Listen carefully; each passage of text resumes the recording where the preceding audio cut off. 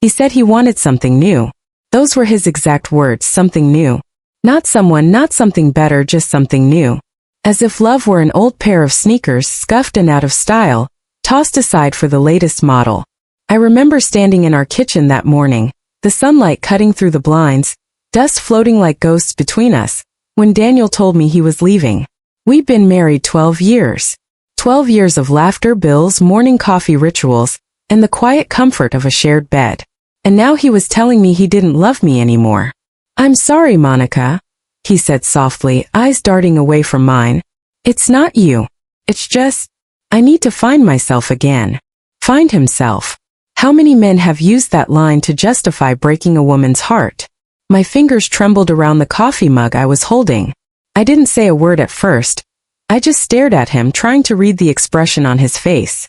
But all I could see was distance. That cold, unreachable distance that I'd started noticing months ago. The late nights, the hidden phone, the sudden gym obsession. I told myself I was being paranoid. That Daniel wasn't the kind of man who would cheat. But deep down, a part of me knew. I just didn't want to believe it. "Are you seeing someone?" I finally asked. My voice sounded small, fragile. Like a child asking for the truth even when she knows it'll hurt. He hesitated. That tiny pause told me everything I needed to know. "It's not serious," he muttered. "She's just younger. Different. Makes me feel alive again." I laughed. A short, sharp, broken sound. "Alive? You needed another woman to feel alive." He didn't answer. He just stood there, looking ashamed and defiant at the same time. I wanted to throw the mug at him. I wanted to scream, to cry, to beg him to stay. But I did none of that.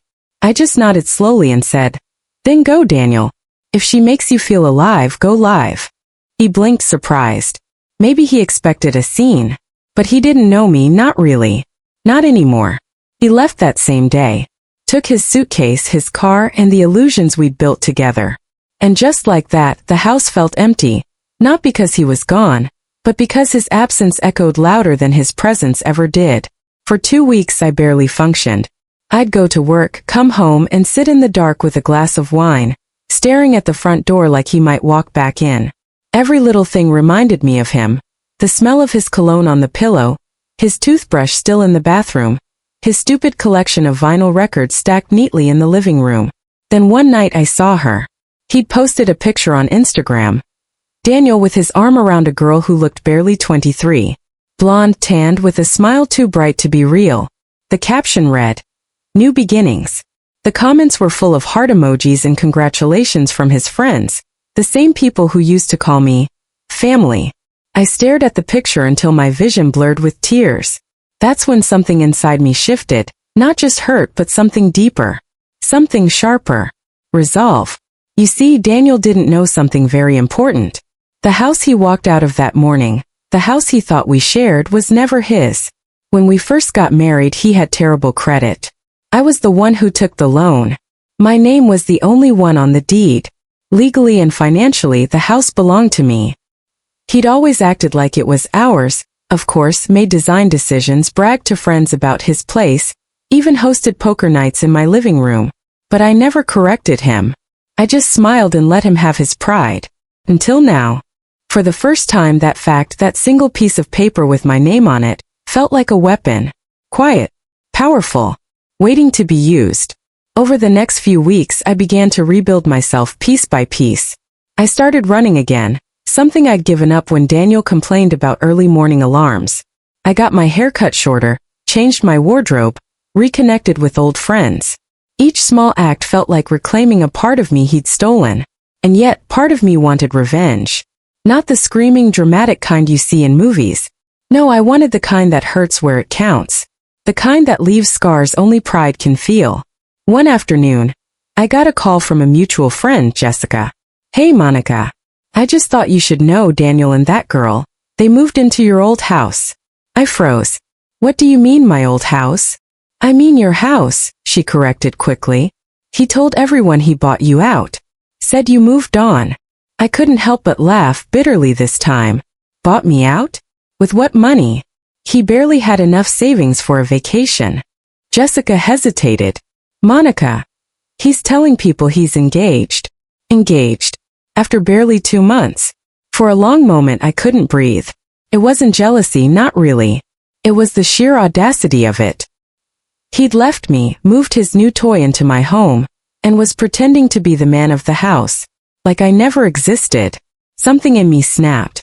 That night I poured myself a glass of red wine, sat at the dining table, and pulled out the folder that contained every legal document related to the property. The deed, the mortgage statements, the insurance, all under my name. Every line, every signature, every legal clause, proof of ownership. As I flipped through the pages, an idea began to form, slow, deliberate, and dangerous. I wasn't going to scream or confront, or beg. No, I was going to take back what was mine. But I needed a plan. The next few days I acted calm. I posted pictures online of me smiling, going out, living my best life. I wanted Daniel to think I was moving on, that I'd accepted everything. I even sent him a text. Hi. Just wanted to say I hope you're happy. You deserve it. Take care of her. He replied almost instantly. Thank you, Monica. I'm glad you understand. I hope you find peace too. Peace. What an ironic word coming from a man who detonated my life. While he was busy playing house with his new girlfriend, I made an appointment with my lawyer, a woman named Sandra who'd handled the original mortgage. When I explained the situation, she raised an eyebrow. So, he's living there now, without any legal right to the property? Exactly, I said. And telling everyone it's his. Sandra smiled faintly. Well, that's interesting. She explained my options. Everything from a simple eviction notice to selling the property outright. Legally, you can do whatever you want with that house, she said. He's just a tenant, an uninvited one at that. I left her office with a folder of papers and something even more valuable, confidence. That night, I sat on my couch with a pen in my hand and started filling out the notice. Notice to vacate 30 days. 30 days for him to pack his lies, his guilt, and his new fling, and get the hell out of my house. I sealed the envelope and stared at it for a long time. Then I smiled for the first time in months. A week later I drove by the house. It was early evening, the porch lights were on, and I could see silhouettes moving behind the curtains. She was there, the younger woman, laughing, holding a wine glass, wearing my old robe. My chest tightened, but I didn't cry. Not this time. I parked across the street, took a deep breath and walked up to the door. When Daniel opened it, his face went pale. Monica, he stammered. What are you? Delivering something, I said coolly, handing him the envelope. Have a good night. He looked confused, then opened it right there on the doorstep. As his eyes moved over the words, I watched the color drain from his face. What the hell is this? He demanded. You can't evict me. Oh, I can, I said softly. And I am. You have 30 days to leave. The house is mine, Daniel. Always has been. The younger woman appeared behind him, her expression curious. Babe, what's going on? Nothing, he muttered quickly. It's just a misunderstanding. Not really, I said. You're trespassing. I suggest you start packing. And then I turned around, walked back to my car and drove off, the sound of his voice calling after me fading into the night. For the first time in months I felt free. But that was only the beginning. Because revenge, I learned, doesn't end with taking something back. It begins when the other person realizes what they've lost, and who they lost it to. And Daniel was about to learn that the hard way. I thought serving Daniel that eviction notice would be enough. A clean, sharp slice of revenge to balance the scales.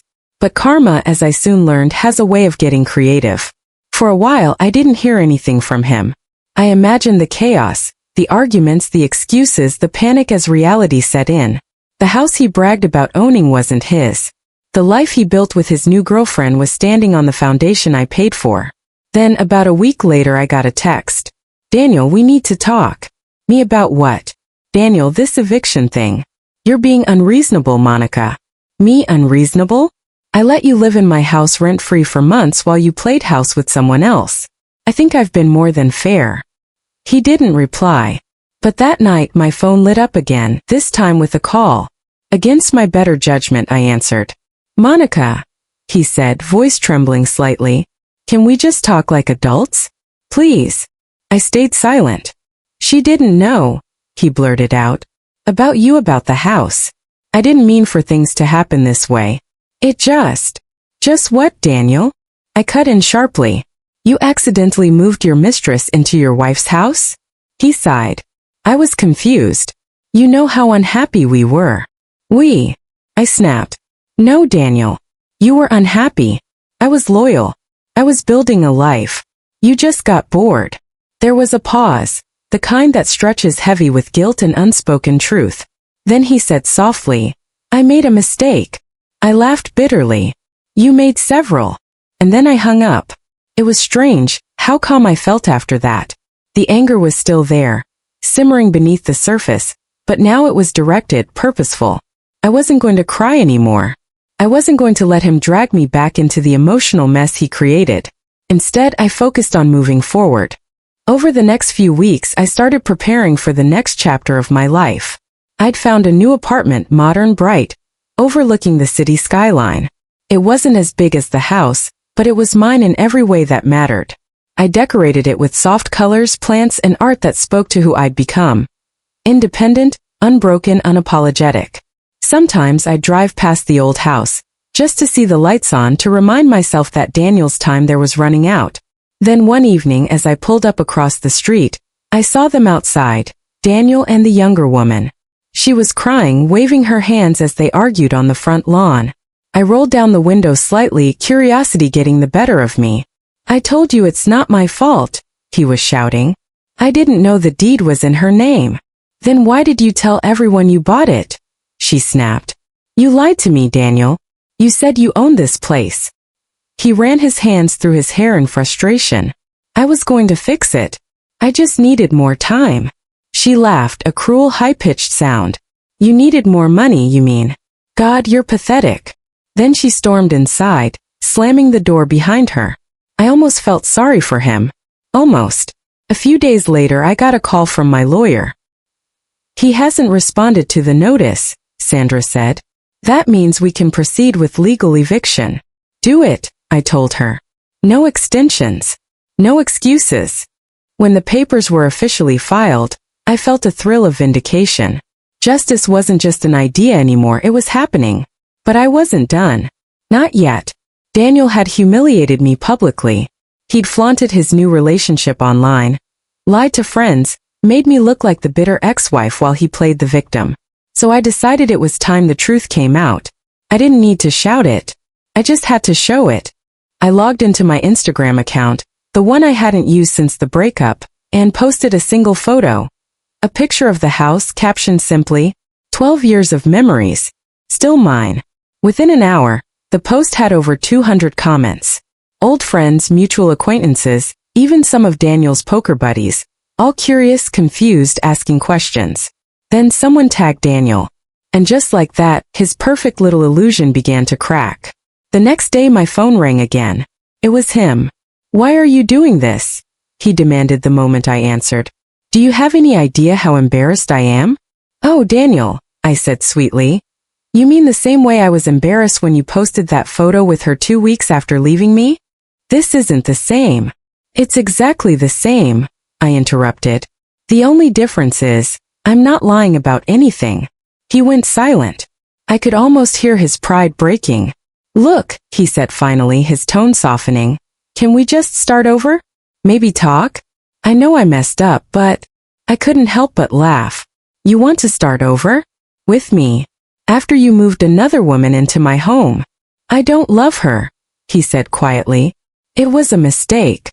For a moment I felt that familiar ache, the old longing, the ghost of the man I used to love. But then I remembered every tear, every sleepless night, every time I begged for attention while he scrolled through his phone. And just like that, the ache turned to ice. I don't care, I said firmly. You made your choice. Now live with it. Then I hung up again. Weeks passed, and the day of eviction finally came. I arrived at the house with my lawyer and an officer from the sheriff's department. Daniel's car was parked outside, along with boxes stacked on the porch. The younger woman was gone. Apparently, she'd left him a week earlier. When Daniel came to the door, he looked defeated. His hair was messy, his eyes hollow. The confident man I once married was gone, replaced by someone I barely recognized. He didn't say a word as we walked through my house, checking each room. I could see the memories everywhere. The kitchen where we used to cook together. The living room where we danced after our wedding. The bedroom where we used to whisper dreams we never kept. It hurt, but it didn't break me. Not anymore. When we reached the front door, he finally spoke. Monica, I know I don't deserve forgiveness, but I just want you to know I'm sorry. I looked at him for a long moment. Part of me wanted to believe him, but apologies don't rebuild what betrayal destroys. Goodbye, Daniel, I said softly. I hope you find what you're looking for. And then I turned, closed the door behind me and locked it one last time. After that day, something remarkable happened. I didn't feel anger anymore. I didn't feel sadness or loss. I felt clarity. It was as if evicting him had also evicted the part of me that had clung to pain. A month later, I decided to sell the house. Not because I needed the money, though it was a nice bonus, but because I wanted to let go completely. I sold it to a young couple just starting out, full of hope and laughter. They reminded me of who I used to be before betrayal, before heartbreak. The sale closed quickly, and I used part of the money to open a small art studio downtown. Painting had always been my therapy, something Daniel never took seriously. But now it became my passion, my business, my freedom. I started hosting art nights, women's gatherings, storytelling sessions about healing and empowerment. And every time I stood in that studio, surrounded by women finding their strength, I knew I'd turned my pain into something powerful. Still, sometimes late at night I'd wonder where Daniel was. If he'd found another woman. If he'd learned anything. Then one evening fate gave me the answer. I was locking up my studio when I heard someone call my name. Monica. I turned and there he was. Daniel. Standing on the sidewalk, thinner, older, wearing a cheap suit that didn't quite fit. For a moment I just stared. It had been nearly 6 months since I last saw him, and time had not been kind. What are you doing here? I asked. He smiled weakly. I was just walking by. I saw your name on the sign. You look great, by the way. Thanks, I said coolly. What do you want, Daniel? He hesitated. I just wanted to say congratulations. You really made something of yourself. I nodded. I did. He looked down, shuffling his feet. Things didn't work out with her. Or with anyone, really. I've been staying with my brother. Lost my job. I guess karma finally caught up. I studied him, the man who once made me feel small, now reduced to the size of his own ego. I hope you learn from it, I said quietly. He nodded. I already have. You were the best thing that ever happened to me, Monica. I was just too stupid to see it. And for the first time I believed him. But it didn't change anything. You were right about one thing, I said. You needed something new. And now you've got it. A new life without me. Then I turned and walked away, leaving him standing there under the streetlight, a ghost from a life I'd already buried. That night I poured myself a glass of wine and sat by the window of my apartment, watching the city lights flicker below. I thought about everything that had happened, the betrayal, the heartbreak, the revenge. And I realized something profound. Revenge isn't about hurting the other person. It's about reclaiming the power they took from you. Daniel thought he broke me, but in reality he built me, piece by piece, through every wound and every lie. And in the end, the house didn't matter. He lost more than bricks and walls. He lost me. And that was a debt he could never repay.